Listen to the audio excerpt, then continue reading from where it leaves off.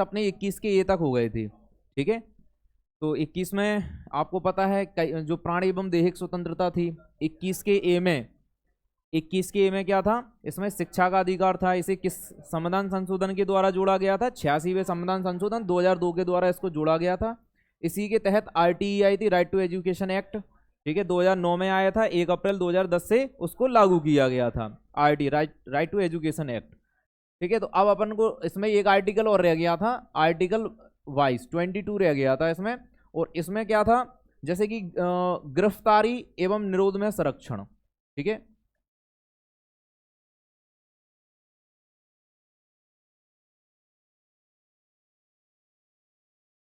गिरफ्तारी एवं निरोध में संरक्षण, या निरोध से लिख सकते हो, निरोध से संरक्षण। ठीक है, गिरफ्तारी एवं निरोध से संरक्षण। तो इसके तहत क्या होता है, इसके तहत जैसे कि मान लो किसी भी व्यक्ति को गिरफ्तार किया गया, तो उसको 24 घंटे के, मतलब 24 घंटे में न्यायालय में पेश करना होगा। जैसे कि मान लो किसी को गैर कानूनी तरीके से गिरफ्तार किया गया या कानूनी तरीके से भी गिरफ्तार किया गया, तो उसको न्यायालय में पेश करना ही पड़ेगा। तो लिख लेना इसमें 24 घंटे के, 24 घंटे में। ठीक है, 24 घंटे में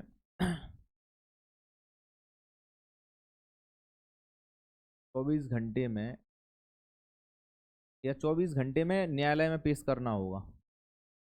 हाँ, 24 घंटे के अंदर लिख लो, सही नहीं लग रही है। 24 घंटे के अंदर न्यायालय में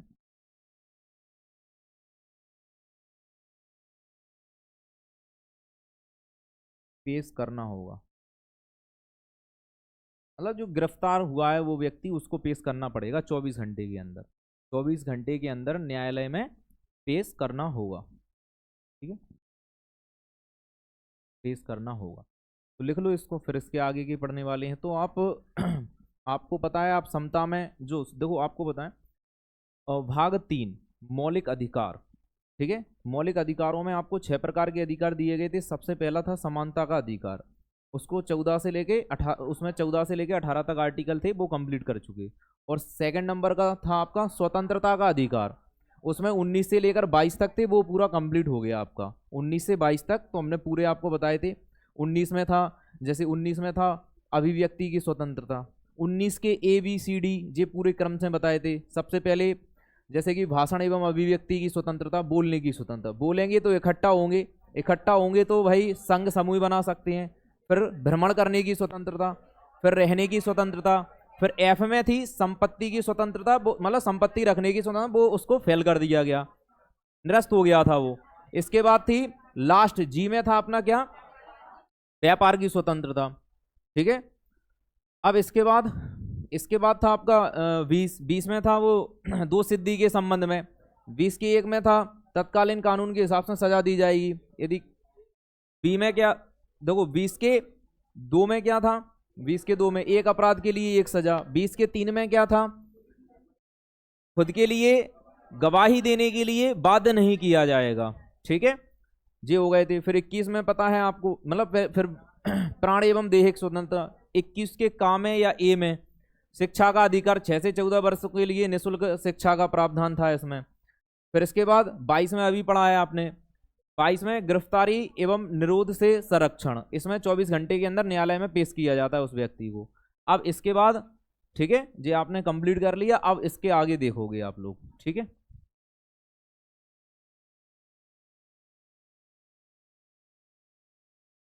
तो अपना जो तीसरे अब नेक्स्ट नंबर की जो हेडिंग आने वाली है, वो तीसरी जो हेडिंग डालोगे आप उसमें, तीसरी हेडिंग क्या है, शोषण के विरुद्ध अधिकार। तीसरी हेडिंग क्या डालोगे, शोषण के विरुद्ध अधिकार। अनुच्छेद इसमें कौन सा रहेगा, अनुच्छेद इसमें 23 और 24 रहेगा। ठीक है, तो इसमें देखोगे अनुच्छेद 23 में क्या है, सिंपल सा। तो हमने बताया था इसमें क्या है 23 में, कि किसी भी मानव की तस्करी नहीं होगी। तस्करी का मतलब उसको बेचा नहीं जाएगा, क्रय विक्रय नहीं होगा किसी भी मानव का। फिर इसके बाद बंधुआ मजदूरी, मतलब उसको ऐसा नहीं कि बलपूर्वक उससे क्या कराया जाए, श्रम कराया जाए, उसका उसे श्रम कराने के बाद पैसा भी नहीं दिया जाए, तो इसको कहते हैं बंधुआ मजदूरी। ठीक है, बंधुआ मजदूरी भी नहीं करा सकते आर्टिकल 23 के तहत। इसी को कहते हैं बलपूर्वक श्रम को कहते हैं बलात् श्रम। क्या बोलते हैं? बलात् श्रम। तो इस शब्द का भी यूज किया जाता है कि बलात् श्रम निषेध है। ठीक है, बलात् श्रम निषेध है, तो इस शब्द का भी यूज किया जा सकता है। बलात् श्रम का शाब्दिक अर्थ होगा बलपूर्वक श्रम, तो बलपूर्वक किसी से तुम श्रम नहीं करा सकते। आर्टिकल 23 के तहत किसी भी मानव की बिक्री नहीं की जाएगी। क्या? वो तो क्या ही, देखो आपको बताएं, अंग्रेजों के समय में भी बहुत से अधिनियम आए। ठीक है, दास प्रथा का अंत किया गया, वो दास प्रथा थी जी। ठीक है, और पुराने समय में जो राजाओं ने भी कई बार जो है दास प्रथा का अंत किया है, तो वो वहाँ की चीज़ें हैं, यहाँ ज़रूरत नहीं है पढ़ने की। ठीक है, अनुच्छेद 24 में क्या है, तो देखो यहाँ पर किसी भी मानव से नहीं कराया जाएगा, तो यहाँ पर किसी बच्चे से नहीं कराया जाएगा। तो बाल श्रम है यहाँ पर। तो बलात् श्रम अलग है, बाल श्रम अलग है। बाल श्रम मतलब बालक से श्रम। जैसे 14 वर्ष से कम एज का कोई बालक है, तो उससे कोई तुम ऐसे कार्य नहीं करा सकते, जैसे कि मान लो कारखाने या खतरनाक काम में उसका नियोजन नहीं किया जा सकता उसका, जैसे कारखाने में लगा दो तुम, खदानों में लगा दो, ऐसे नहीं लगा सकते इन्हें। ठीक है, तो बाल श्रम पर प्रतिबंध, अर्थात 14 वर्ष से कम उम्र के किसी भी बच्चे को किसी कारखाने या खतरनाक काम में नियोजित नहीं किया जाएगा। तो सिंपल सी बात यह है कि इसमें किसी वयस्क व्यक्ति से बलपूर्वक श्रम नहीं करा सकते, इसमें किसी बालक से, बच्चे से नहीं करा सकते हैं। तो दोनों आर्टिकल लिख लो आप, और ये तीसरे नंबर का कंप्लीट होता है आपका मौलिक अधिकार। ठीक है, जो कि अमेरिका से लिए गए थे। तो राइट डाउन करो उसको जल्दी से।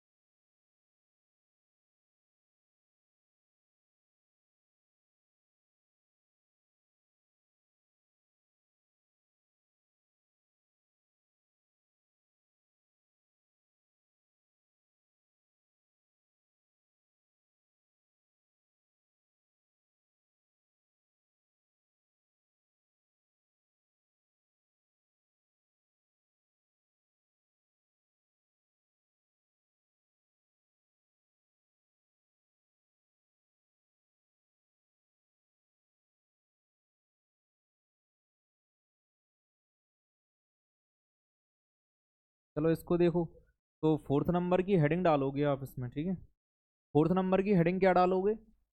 धार्मिक स्वतंत्रता का अधिकार। ठीक है, धार्मिक स्वतंत्रता की का अधिकार लिखोगे, लोकतंत्र की पहचान। लोकतंत्र की पहचान है ये, भारत में जो है धार्मिक स्वतंत्रता है, किसी भी धर्म को विशेष संरक्षण प्राप्त नहीं है भारत में। ठीक है, सभी धर्मों को समान दर्जा दिया गया। ठीक है, तो इसमें अनुच्छेद 25 से लेकर कहाँ तक हैं? 25 से लेकर 28 तक रहेंगे इसमें। ठीक है, 25 से लेकर 28 तक रहने वाले हैं।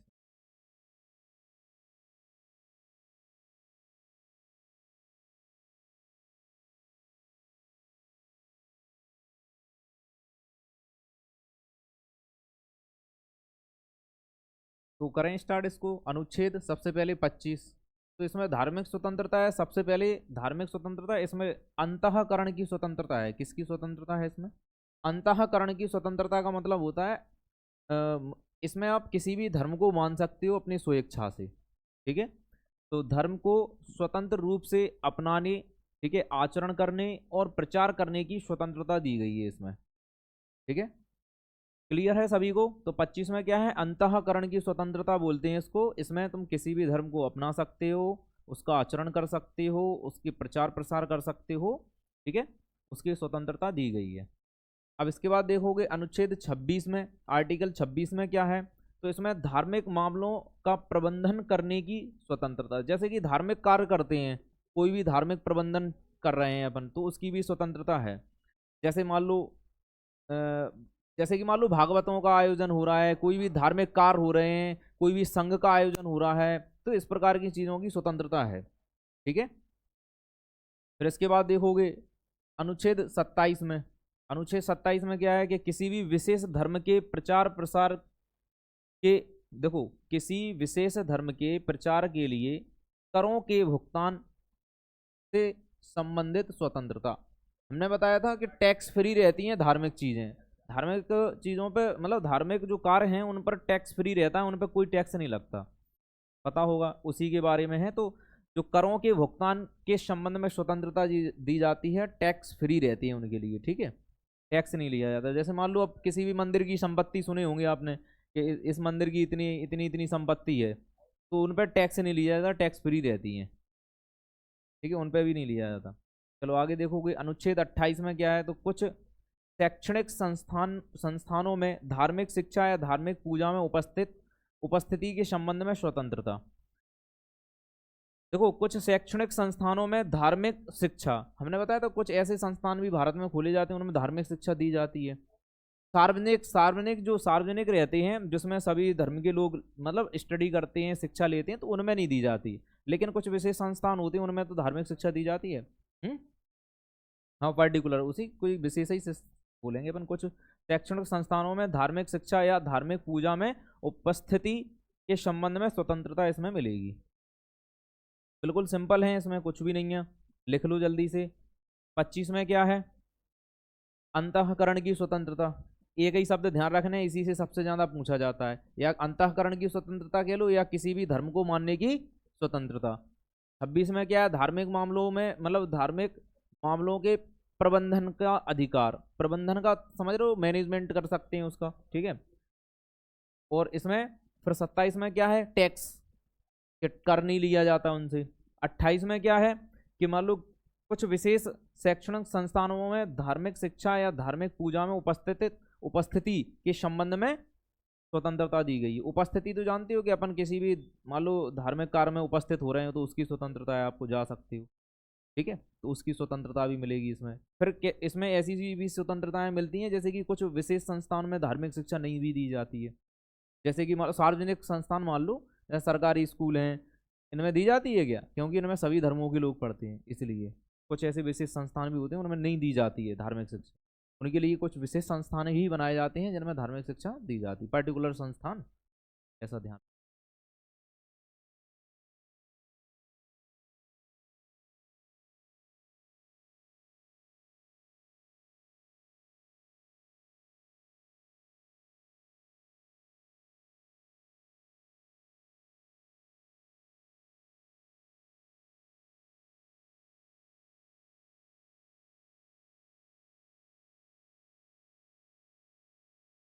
हो गया सभी का कंप्लीट।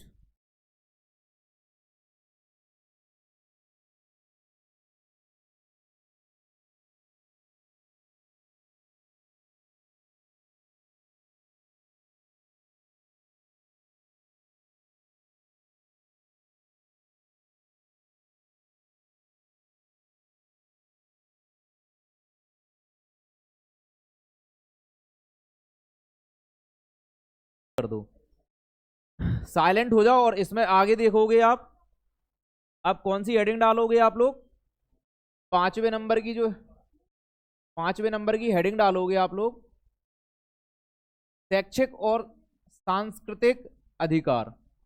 अनुच्छेद 29 और 30 में मिलेंगे ये आपको, ये वाला अधिकार। सिंपल है, इसमें अल्पसंख्यक तो जानती हो, जो कम संख्या में पाए जाते हैं भारत में, अल्पसंख्यक बोलते हैं उन्हें। जैसे कि इसमें मुस्लिम आ जाएंगे, सिख, ईसाई, पारसी, ठीक है, बुद्ध, जैन। ठीक है, तो अल्पसंख्यक रहते हैं ये सभी। तो अल्पसंख्यकों के हितों के संरक्षण के बारे में है, अल्पसंख्यकों के हितों के संरक्षण, इनके हित में क्या क्या चीजें उनके बारे में, और उनकी शिक्षा से भी संबंधित कुछ प्रावधान है, सारी चीजें। ठीक है। 29 और इसके बाद 30 में क्या है, जैसे कि मान लो भाषाई और धार्मिक अल्पसंख्यकों को अपने शैक्षणिक संस्थानों की स्थापना, संरक्षण और प्रशासन करने का अधिकार है इसमें। आप समझ पा रहे हो, जैसे कि भाषाई एवं धार्मिक अल्पसंख्यक, जैसे बात करें अपन, चलो ठीक है, मुस्लिम की बात करते हैं, तो उनके भाषाई आधार पर, धार्मिक आधार पर आपको पता है मदरसा की स्थापना होती। तो मदरसा की स्थापना समझ लो अनुच्छेद 30 के तहत ही हो रही है उनकी। उसमें भी अपनी लैंग्वेज सिखाते हैं, पता है, उर्दू फारसी का ज्ञान सिखाते हैं, ठीक है, उर्दू फारसी का ज्ञान सिखाते हैं। इसके बाद वो उसकी उसी मतलब आर्टिकल 30 के तहत ही वो स्थापना करते हैं, उनका संरक्षण है उसी के तहत, प्रशासन सब सारे मतलब उन्हें अधिकार आर्टिकल 30 के तहत ही मिले हैं। बात समझ गए? ऐसे और भी धर्म के संस्थान खुलते हैं तो उन्हें आर्टिकल 30 के तहत ही क्या है, संरक्षण प्रदान है, मतलब प्राप्त है, ऐसा कह सकते हैं, ठीक है।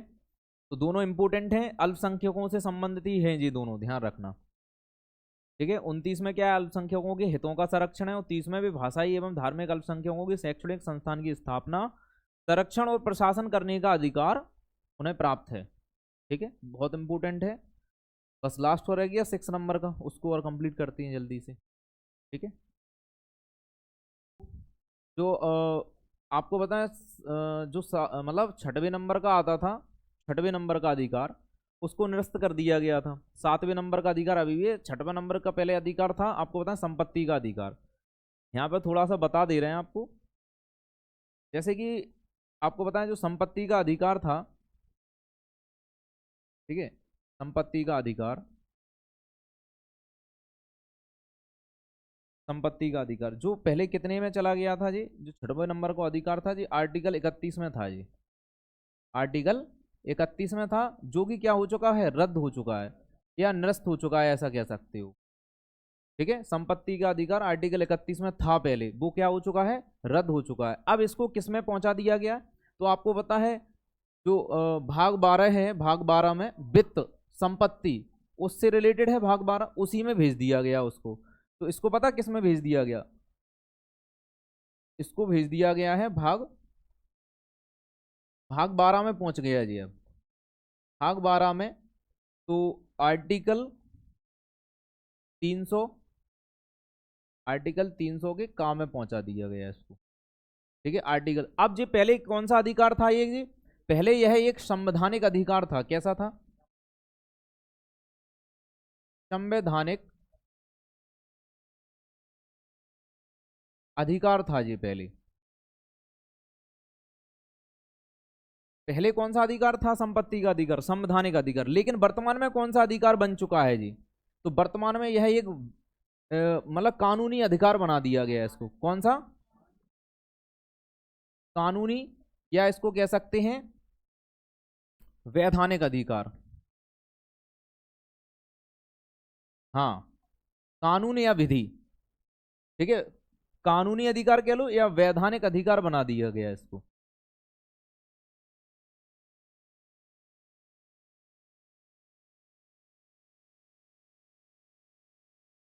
तो कानूनी अधिकार बना दिया गया इसको। अब कोई भी व्यक्ति यदि संपत्ति रखता है तो उसको कानून के थ्रू या विधि माने कानून के थ्रू ही उसको संपत्ति रखने का अधिकार है।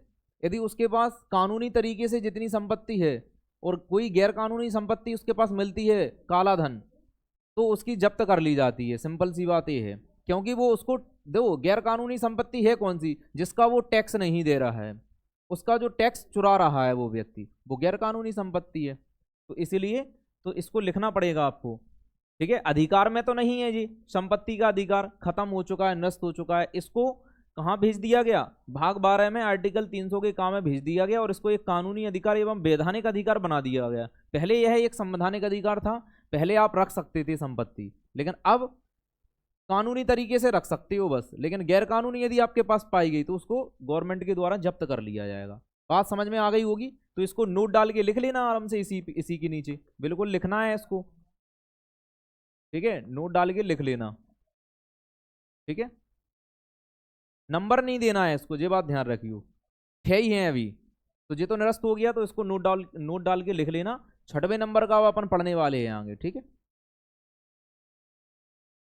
अच्छा हाँ, संविधान संशोधन तो रह गया इसका, बिल्कुल इंपॉर्टेंट है। तो इसमें इसके लिए हुआ था 44वां संविधान संशोधन, 44वां संविधान संशोधन जो हुआ था, कॉन्स्टिट्यूशन अमेंडमेंट एक्ट हुआ था 1978 में। तो इसके तहत ही इसको चेंज किया गया था। हमने बताया था 448 हो जाते हैं, तो इससे आपको याद रखना था, ठीक है। इसको पूछा जाए कि संपत्ति का अधिकार कब हटाया गया, तो 1978 में हटा गया था। किसके द्वारा? 44वें संविधान संशोधन के द्वारा इसको हटाया गया था। बात क्लियर है सभी को? लिख लो इसको, लिख लो इसको, लिख तो रहा होगा सही। और जो जब से बता क्या रहे थे, चलो तो इस आप आगे 6 नंबर की हेडिंग डालोगे, 6 नंबर की हेडिंग डालोगे संवैधानिक उपचारों का अधिकार। किस आर्टिकल में है? तो आर्टिकल 32 में संवैधानिक उपचारों का अधिकार मिलेगा आपको। ठीक है, संवैधानिक उपचारों का अधिकार।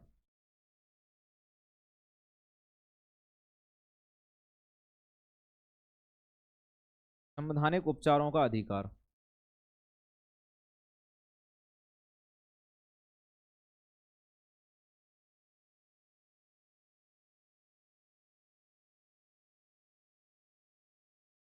देख लो आप लोग, संवैधानिक उपचारों का अधिकार समझाते जा रहे हैं आपको। संवैधानिक उपचारों का अधिकार किस आर्टिकल में मिलेगा आपको? आर्टिकल 32 में मिलेगा। तो इसमें क्या होता है, पहले समझ लो इसको, फिर लिख लेना। पूरा हम एक्सप्लेन कर दे रहे हैं आपको, सुनना ध्यान से।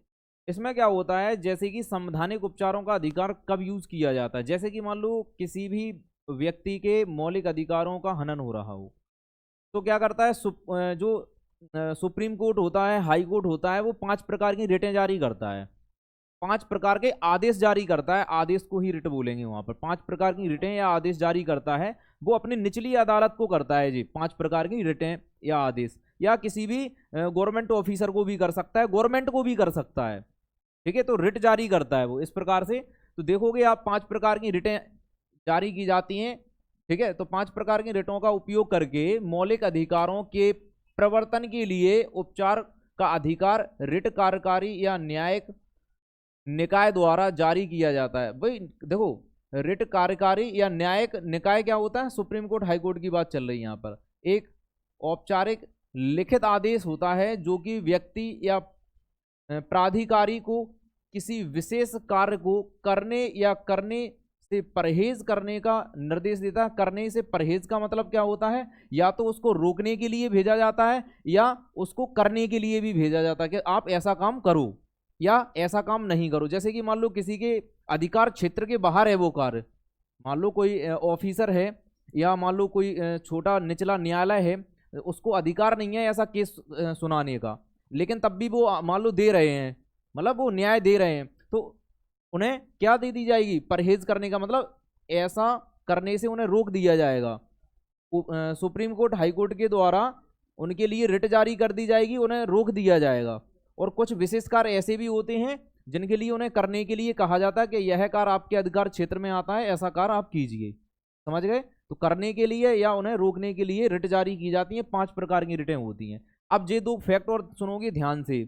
कौन सा, मतलब जैसे सर्वोच्च न्यायालय है, सुप्रीम कोर्ट कहाँ है जी? दिल्ली में है, पता है आपको। ठीक है, पूरे भारत का एक है जी सुप्रीम कोर्ट, सबसे बड़ा कोर्ट होता है जी, समझ लो। तो अनुच्छेद 32 के तहत यह रिट जारी करता है।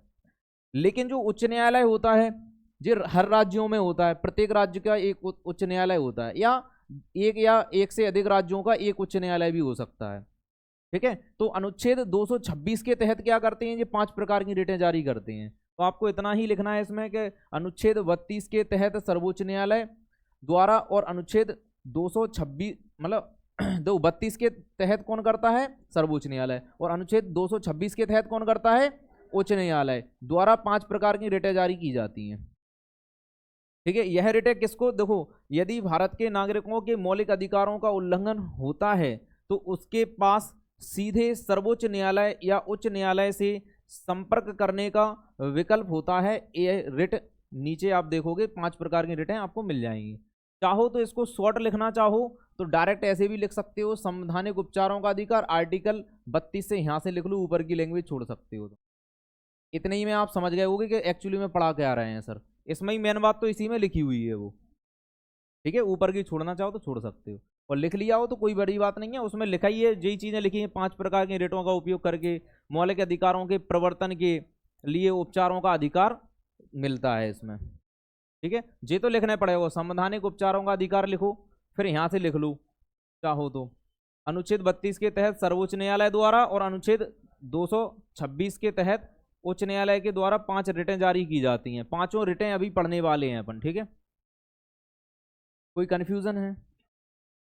लिख लिया होगा वैसे, हमारे हिसाब से लिख लिया होगा आप लोगों ने। वैसे हमने बता दिया, चाहो काम मतलब आदेश देता है सुप्रीम कोर्ट और हाई कोर्ट, निचली अदालत को दे सकता है, किसी भी गवर्नमेंट ऑफिसर को भी दे सकता है, ठीक है। अब इनके बारे में पढ़ने वाले हैं, पांचों प्रकार की रिटें।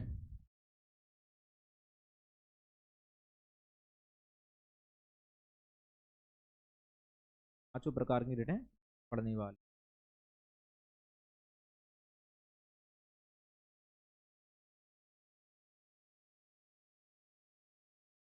तो यहाँ पे 5 प्रकार की रिटें जारी करता है सुप्रीम कोर्ट, हाई कोर्ट अपनी निचली अदालत को, ठीक है। तो सबसे पहली जो रिट है वो है बंदी प्रत्यक्षीकरण।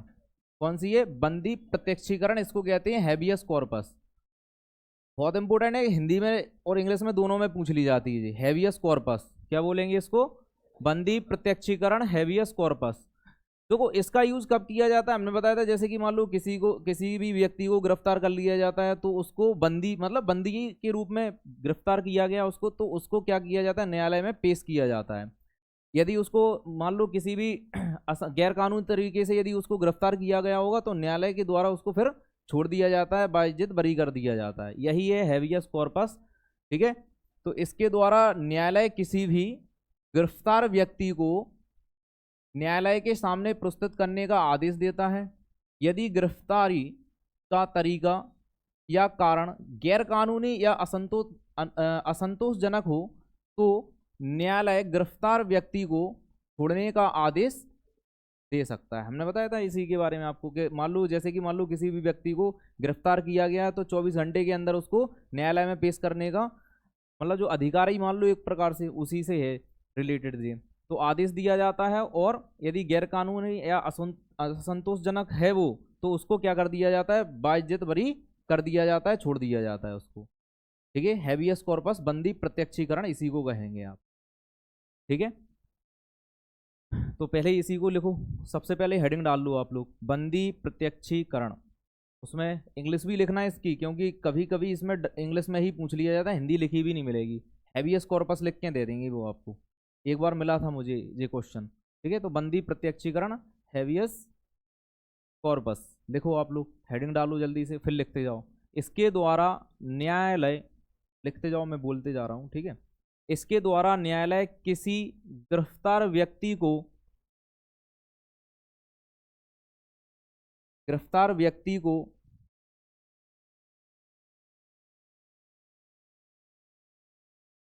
न्यायालय के सामने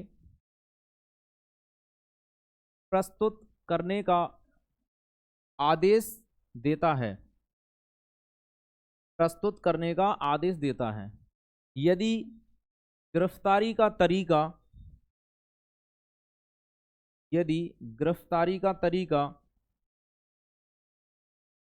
गैर कानूनी या असंतोषजनक हो, तो न्यायालय गिरफ्तार व्यक्ति को